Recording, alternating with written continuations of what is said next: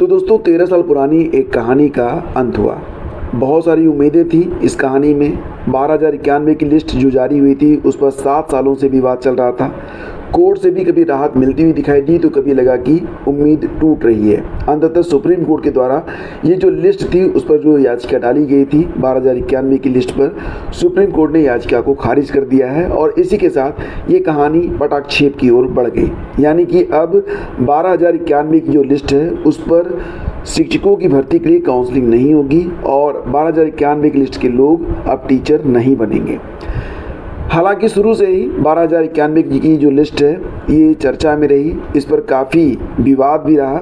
बहुत सारे अभ्यर्थी जो कि इस कटाव से ऊपर थे, एक निश्चित कटाव जो कि लगाई गई थी उस कटाव से ऊपर थे, प्रत्यावेदन भी उन्होंने किया था, लेकिन किस आधार पर उनका नाम इस लिस्ट में शामिल नहीं हुआ और किस आधार पर लिस्ट में नाम आया, इसके बारे में कोई भी स्पष्टीकरण कभी मिला नहीं। बहुत सारे अभ्यर्थी यहाँ तक कह रहे हैं कि उनकी जो कट ऑफ है वो लिस्ट में शामिल लोगों से ऊपर है, तो उनका नाम इस लिस्ट में क्यों नहीं है, इसका जवाब देने वाला कोई नहीं है। फिलहाल फ्रेंड्स 12,091 की जो लिस्ट है इसको सुप्रीम कोर्ट के द्वारा कह दिया गया है, यानी कि जो याचिका खारिज हुई है, तो ये बात बिल्कुल स्पष्ट हो गई है कि ये कहानी अब यहीं पर समाप्त हो रही है। आपको बताना चाहेंगे कि दोस्तों 72,825 शिक्षक भर्ती के लिए 2 विज्ञापन जारी हुए थे। पहला एक विज्ञापन जो जारी हुआ था 2011 में जारी हुआ था, तब उत्तर प्रदेश में बीएसपी की सरकार थी और इसमें जो चयन का आधार बताया गया था वो था टीईटी का स्कोर।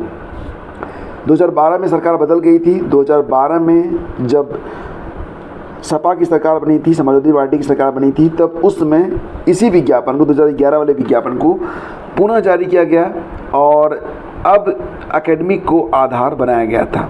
काउंसलिंग दूसरे विज्ञापन पर शुरू हो चुका था, लेकिन आपको याद होगा या शायद ना भी हो क्योंकि काफ़ी पुरानी बात है, बहुत सारे लोग तो तब शायद वेट किए भी नहीं रहे होंगे आप लोगों में से जो लोग इस बात को सुन रहे हैं। तो क्या हुआ था कि काउंसलिंग चल रही थी, लेकिन इसी बीच कोर्ट से आदेश आया, जो पहला वाला विज्ञापन था ये जीवित हो गया, दूसरा विज्ञापन रद्द कर दिया गया और फिर ये जो भर्ती 72,825 की थी ये टेट के स्कोर पर पूरी हुई थी। अब टेट के स्कोर पर भर्ती पूरी हुई थी तो इसके बाद यहाँ पर आपको ध्यान होगा कि एक कटाव भी लगाई गई थी। जो जनरल के कैंडिडेट थे वो 105 के ऊपर अगर थे तो वो आवेदन कर सकते थे और आरक्षित में 90 से ऊपर के जो अभ्यर्थी थे वो आवेदन कर सकते थे। तो बहुत सारे अभ्यर्थी थे जिनको जो कटाव से ऊपर थे, मतलब 105 अंक और 90 अंक से ऊपर थे, तो ये चयन से वंचित रह गए थे। इनके खिलाफ प्रतापगढ़ के अभ्यर्थी थे राहुल पांडे, उनकी ओर से एक याचिका सुप्रीम कोर्ट में 2 नवंबर 2015 को लगाई गई थी और फिर उन अभ्यर्थियों से प्रत्यावेदन लेने का आदेश दिया गया था जिनका कट ऑफ 105 और 90 से ऊपर था और चयन से वंचित रह गए थे। कोर्ट का आदेश आया, उसके बाद लगभग 75,000 अभ्यर्थियों ने आवेदन किया, यानी कि ये 75,000 अभ्यर्थी ऐसे थे जो कि एक निश्चित कट ऑफ 105 और 90 से ऊपर थे। इसी में से 12,091 की लिस्ट को तैयार किया गया था, यानी कि कुल मिलाकर 75,000 में से 12,091 को चुना गया था पात्र बताते हुए। लेकिन किस आधार पर, इसके बारे में कोई भी नियमावली, कभी भी कोई स्पष्टीकरण आया नहीं। हालांकि 12,091 की जो लिस्ट है इस पर नियुक्ति के लिए जो अभ्यर्थी इस लिस्ट में शामिल थे वो प्रयास करते रहे।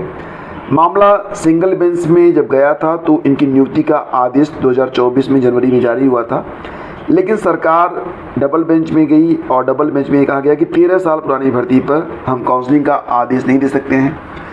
जो याची थे वो पहुंच गए सुप्रीम कोर्ट में और अब जो कहानी सामने आई है उसमें ये कहा जा रहा है कि परिषदीय प्राथमिक स्कूलों में 2011 में शुरू हुई 72,825 प्रशिक्षु शिक्षक भर्ती के अंतर्गत 12,091 चयनितों की सूची को लेकर 7 साल से अधिक समय से चला रहा विवाद अब पूरी तरह समाप्त हो चुका है। इस सूची में शामिल अभ्यर्थियों की नियुक्ति देने संबंधी एसएलपी सुप्रीम कोर्ट ने सोमवार को खारिज कर दी। यह एसएलपी 12,091 चयन सूची में शामिल अभ्यर्थियों की ओर से हाई कोर्ट के डबल बेंच के आदेश के खिलाफ दाखिल की गई थी। तो डबल बेंच ने कहा था कि 13 साल पुरानी इस लिस्ट पर हम काउंसलिंग का आदेश नहीं दे सकते, तो इसी बात को इस याचिका में चैलेंज किया गया था और ये याचिका अब फिलहाल खारिज हो चुकी है। अभ्यर्थियों ने पिछले साल याचिका दायर की थी। 12,091 चयन सूची में शामिल कुछ अभ्यर्थियों ने पिछले साल नियुक्ति के लिए सुप्रीम कोर्ट में याचिका दायर की थी, जिस पर सुप्रीम कोर्ट ने कोई सुनवाई किए बगैर 27 सितंबर 2023 को याचिका हाई कोर्ट को संदर्भित कर दी थी। सुप्रीम कोर्ट ने अभ्यर्थियों को हाई कोर्ट में अपनी बात रखने को कहा था और हाई कोर्ट में सुनवाई के दौरान सिंगल बेंच ने 12 जनवरी 2024 को कहा था कि जिनकी काउंसलिंग न हुई हो उनकी काउंसलिंग कराते हुए नियुक्ति पत्र जारी किया जाए। इसके खिलाफ राज्य सरकार की स्पेशल अपील पर हाई कोर्ट की डबल बेंच ने 16 अप्रैल को एकल पीठ के आदेश को यह कहते हुए रद्द कर दिया था कि नियुक्ति प्रक्रिया शुरू होने के 13 वर्ष बाद काउंसलिंग कराने का आदेश नहीं दिया जा सकता है। इससे असंतुष्ट अभ्यर्थी जो थे वो सुप्रीम कोर्ट में गए और ये याचिका जो थी वो सोमवार को खारिज हो गई, यानी कि इस बात पर मुहर लग गई कि अब ये काउंसलिंग नहीं होगी। तो दोस्तों ये कहानी थी 12,091 के अंतर्गत जो अभ्यर्थी शामिल थे। फिलहाल बहुत सारे अभ्यर्थी अब इस लिस्ट में जो शामिल थे अब ओवर एज हो चुके होंगे, उनके लिए केवल टीजीटी, पीजीटी और असिस्टेंट प्रोफेसर लिए का ही एक विकल्प बचा हुआ है और बाकी नौकरियों के लिए तो वो ओवर एज हो ही चुके हैं। बंगाल शिक्षक भर्ती रद्द करने के फैसले पर भी सुप्रीम कोर्ट ने स्टे लगा दिया है। सुप्रीम कोर्ट ने मंगलवार को कलकत्ता हाई कोर्ट के आदेश पर रोक लगा दी है।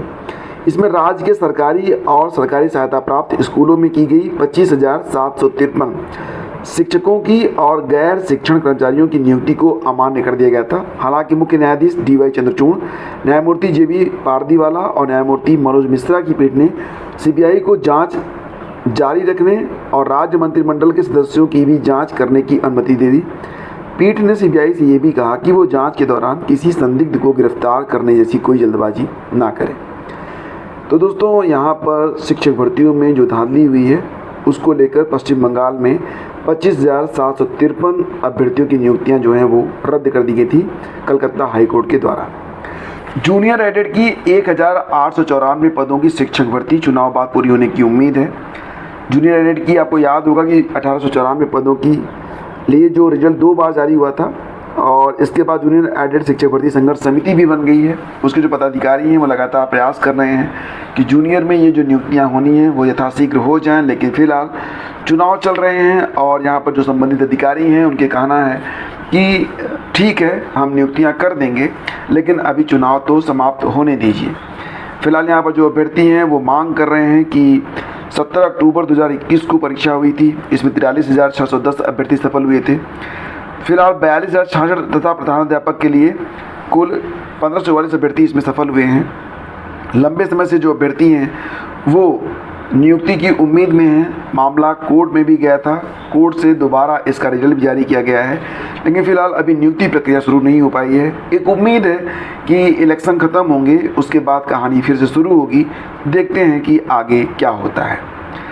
और रही बात बीएड की फ्रेंड्स, तो जैसा कि आपको पता ही है कि 11 अगस्त 2023 को सुप्रीम कोर्ट के द्वारा ये कहा गया था कि कक्षा 1 से लेकर 5 तक के लिए जो भी शिक्षक भर्तियाँ होंगी उसमें बीएड एलिजिबल नहीं होगा।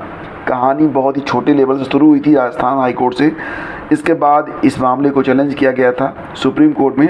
सुप्रीम कोर्ट का आदेश आया और फिर मानो बीएड वालों पर वज्रपात हो गया था। बीएड वाले बहुत ही बुरी स्थिति में थे। हालांकि अब जाके उनको थोड़ी सी राहत मिली है कि 11 अगस्त 2023 के पहले के जो अभ्यर्थी हैं बीएड वाले वो नौकरी में बने रहेंगे। मध्य प्रदेश सरकार ने काफ़ी प्रयास किया था इसके लिए और अंततः ये जो डिसीजन है जो सुप्रीम कोर्ट से भी आया है और मध्य प्रदेश हाई कोर्ट से भी आया है। आपको पता होगा, इसके बारे में मैंने वीडियो बना के आप लोगों को बताया था। अगर आपको नहीं पता है तो लिंक वीडियो के डिस्क्रिप्शन में है, पूरी कहानी आप समझ सकते हैं। फिलहाल अब बीएड के लिए 1 to 5 के जो दरवाजे हैं बंद हो चुके हैं, तो अब लोग बीएड करना भी नहीं चाहते हैं। आपको पता होगा कि पूरे उत्तर प्रदेश में कुल मिला के 2,40,000 सीटें हैं बीएड के लिए और इस बार जो आवेदन आए हैं वो सीटों से भी कम आए हैं। यानी कि बहुत सारे कॉलेज ऐसे भी हैं जहां शायद ही सीटें भर सकें या इतने अभ्यर्थी मिल सकें कि वो अपना शिक्षण कार्य करा सकें, क्योंकि बहुत सारे जो कॉलेज हैं जो सेल्फ फाइनेंस कॉलेज हैं उनका जो खर्चा होता है वो अभ्यर्थियों के विद्यार्थियों के फीस से ही चलता है और जो वहाँ पर टीचर रखे जाते हैं पूरा एक स्टाफ होता है तभी जाके उनको मान्यता मिलती है, उनको सैलरी भी देनी होती है। तो अगर अभ्यर्थी होंगे ही नहीं तो फिर टीचर की सैलरी कैसे जाएगी और बाकी का काम कैसे होगा। तो एक बड़ी कहानी यहाँ पर सामने आ रही है कि इस बार आवेदक ही बहुत कम है। मतलब कुल मिला के देखा जाए तो 2,40,000 के सापेक्ष केवल 2,21,323 अभ्यर्थियों ने फीस जमा की है। डेफिनेटली ये सभी जो अभ्यर्थी होंगे, सभी को अगर एडमिशन लेना चाहेंगे तो ले सकेंगे, एडमिशन तो सभी को मिल जाएगा। लेकिन बात यहाँ पर ये है कि एडमिशन लेने के बाद ये जो अभ्यर्थी होंगे वो आगे अपना career TGT, PGT, junior, net वगैरह में बना सकेंगे, लेकिन प्राइमरी के लिए एलिजिबल नहीं होंगे। और यही एक वजह है कि इस बार पिछले साल की तुलना में लगभग 2.5 लाख अभ्यर्थी जो हैं वो कम हुए हैं। फ़िलहाल जो एग्ज़ाम सेंटर्स हैं वो भी कम कर दिए गए हैं। पिछले साल 75 जिलों में बुंदेलखंड विश्वविद्यालय ने परीक्षा केंद्र बनाए थे। इस बार 51 जिलों में ही परीक्षा केंद्र बनाए जाएंगे क्योंकि अभ्यर्थी ही नहीं है। तो दोस्तों ये कहानी थी और उम्मीद करता हूँ कि सेशन आपको पसंद आया होगा। तो प्लीज़ इसे लाइक और शेयर कर दीजिएगा। बहुत बहुत धन्यवाद। जिस भी न्यूज़ ग्रुप से, स्टडी ग्रुप से आप जुड़े हुए हैं, और अगर आप नहीं जुड़े हुए हैं तो प्लीज़ इसे अपने व्हाट्सएप स्टेटस पर शेयर कर दिया करें ताकि लोग वहाँ से इस न्यूज़ तक आ सकें। तो please help me. Thank you so much. Please do like and share.